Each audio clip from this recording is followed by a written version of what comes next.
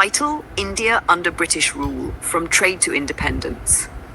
Before British rule, India was one of the world's great centers of wealth, trade, and craftsmanship. Its markets were filled with cotton, silk, spices, precious goods, and handmade products that were traded across continents.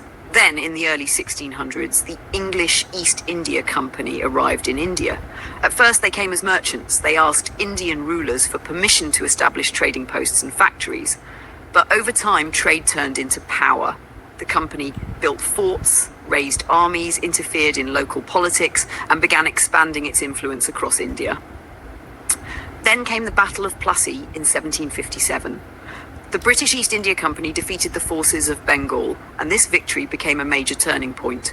The company was no longer simply a trading organization. It was becoming a political and military power. As British control expanded, millions of Indians were affected by new taxes, changing economic policies, and the growing extraction of Indian resources.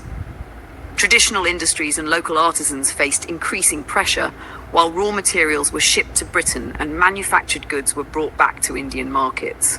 Then, in 1857, a massive rebellion erupted. Indian soldiers and civilians rose against company rule in what became one of the most important uprisings in Indian history.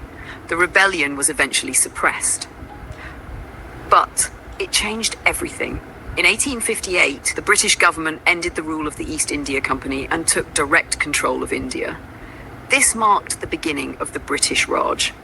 Yet, resistance did not disappear. A new generation of Indian leaders began demanding political rights and self-government. In the 20th century, Mahatma Gandhi transformed the independence movement through non-violence and civil disobedience. Millions joined protests, boycotts, and movements against British rule. In 1930, Gandhi's famous Salt March challenged British authority through a simple but powerful act of defiance. Then came the Quit India movement in 1942. The demand was clear. India wanted freedom.